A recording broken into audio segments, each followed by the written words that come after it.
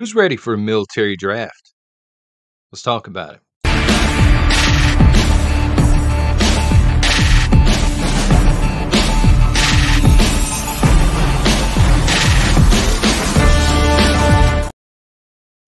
Welcome to Prepper Nation. I'm John. Thank you very much for being here and listening. We're going to be talking about the military draft that I think is coming here in the United States of America. It will not start here, though. Quickly, Kathy Riley. Thank you very much for the mean bean for sponsoring that. Truly appreciate it. So, I believe they are laying the groundwork for you know, the idea of conscription and a huge military draft. Now, this comes from BBC News, but I've seen same thing as last video. You've got to pay attention to the really small articles that sometimes are buried down near the basement because there's some real information down there. Okay. I'm not saying the top stories aren't important. Of course they are in many cases, but sometimes I just don't want to hear about Taylor Swift and her boyfriend on the Kansas City Chiefs. And it's the top story, right? I want to hear about the actual stuff that's going on. And they tell you about this in mainstream legacy media. And this is also another reason I wanted to bring this up is nobody's talking about it. Nobody's seems to be covering this topic and this news. So, again, from BBC News, Russia's neighbors urge NATO allies to bring back conscription. That's the name of the article. And when I saw this, the little antenna went up a little bit. I ain't gonna lie to you, son. I said, "Oh, this is interesting." With everything that's taking place in Europe, so they're talking about Estonia, which is a very small country. But Estonia is making the case, the same case that NATO has been making. Russia is land grabbing, land grabbing. It's all about expansion. You can believe whatever you want to on this. Some people think Russia is trying to expand out and become the new Soviet Union, if you will. Other people, myself included, believe they just don't want NATO on their doorstep. And they're trying to create a buffer zone because they've been lied to by NATO multiple times.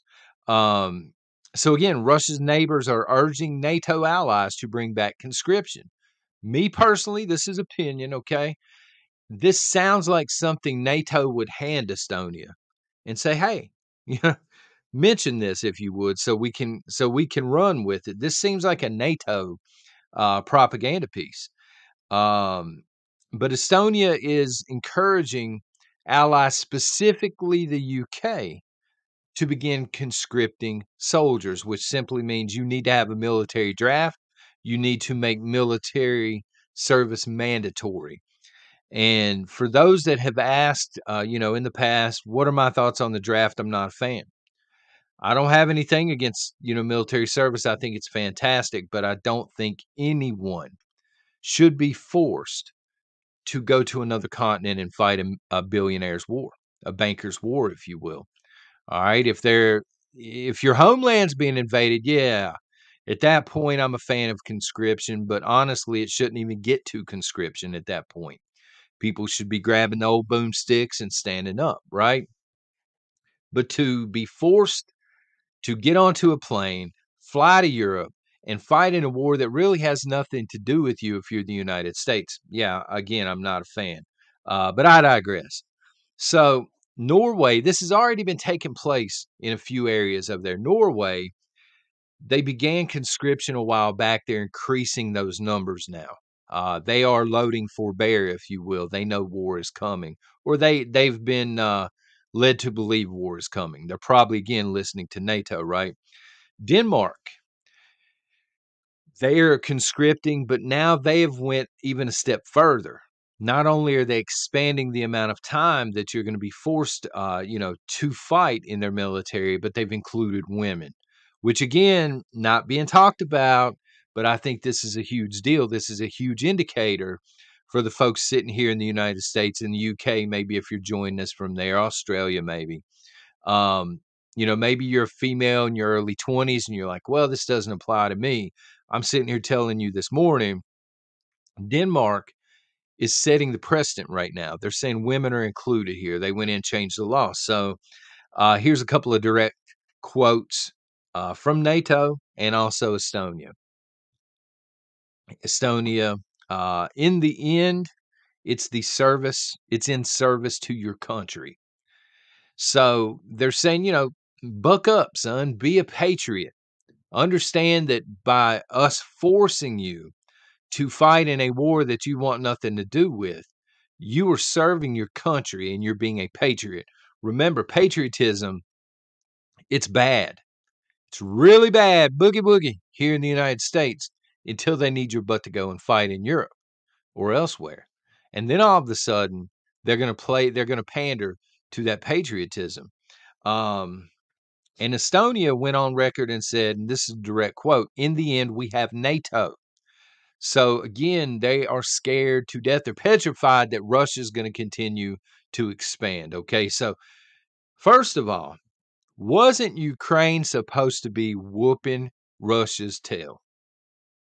Whooping. That's right. Not whipping. Whooping, as we say it here.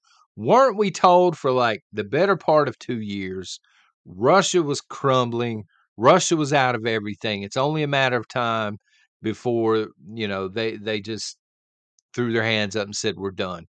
Now these countries, NATO and also Estonia, they're basically saying in the wide open, and of course Denmark and Norway, Russia's like a runaway train at this point. Ukraine can't stop them. Ukraine doesn't know. Ukraine no longer has the bodies to throw at this. Okay, so who's next? Estonia is calling on the UK. Will the UK, the United Kingdom, will they begin to conscript and draft people against their will? France is another, believe it or not, heavy hitter. Will they be doing the same thing? Germany. Germany, I think, is the second largest financier. At least they were. I don't know. I would have to go back in and check of the Ukrainian side of the war. And of course, the United States.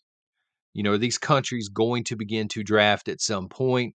Are they already laying the framework for this? Are they trying to normalize it in people's minds? And will, females be included in the draft? So let's talk about the United States. Quickly, if you don't mind, shoot a thumbs up or down, whatever. And if you haven't subscribed, maybe consider it.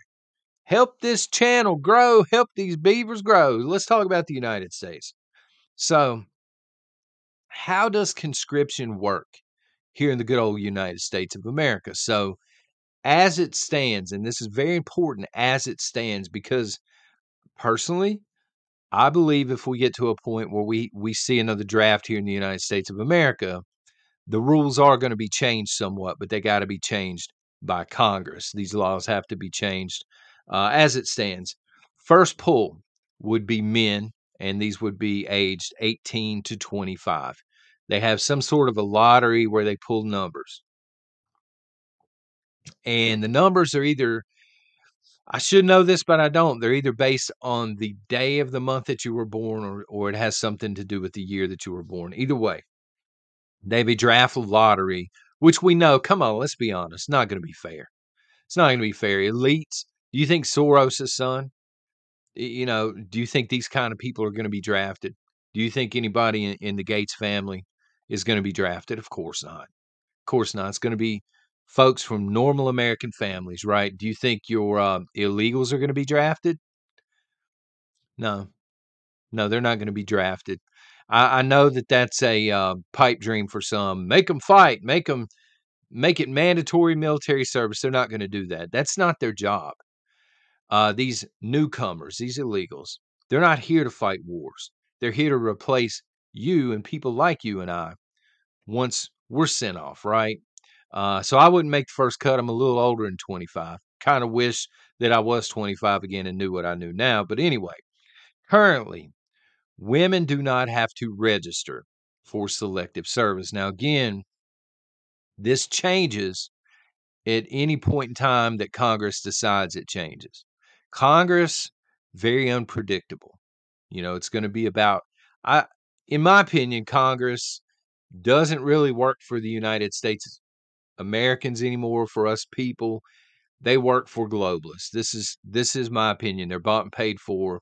And so it's going to be what NATO wants. It's going to be what WEF wants. It's going to be what billionaires on another continent want. But herein lies the issue. Here's what I find very interesting. If, and this is a big if, Russia is the threat NATO claims. In other words, if it is about land expansion, and Russia, their goal really is to reform some sort of a Soviet Union, we already know how they fight wars because we've seen years of it now. We know where Russia's mind's at when it comes to warfare. They're not going to fight an advanced level of war. They're not going to be using tons of drones and unmanned aircraft. They want a slow grinding conventional war. Trench warfare, 10,000 bodies for 100 yards, this kind of warfare, this is what they want. And we simply do not have the troops here in the United States of America. So, if our government really does believe Russia is the threat that NATO says they are, and our United States has been watching Russia and they see how they fight, the United States has to know at some point we got to have a draft because we simply don't have the bodies to fight that kind of war. They've tried to force Russia through a proxy war to fight in different ways, and Russia's not interested. They want a slow grinding war.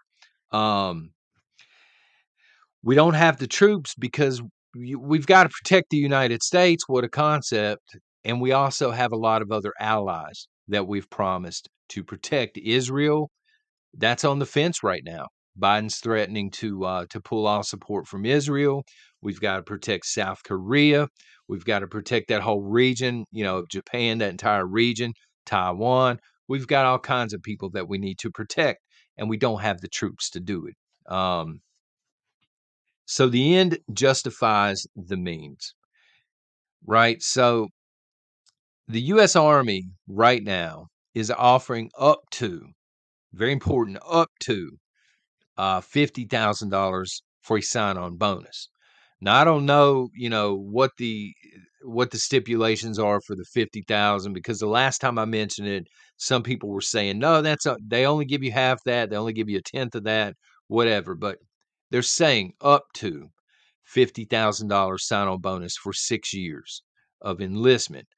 And still, here in the United States, we have a 25% shortfall on enlistment.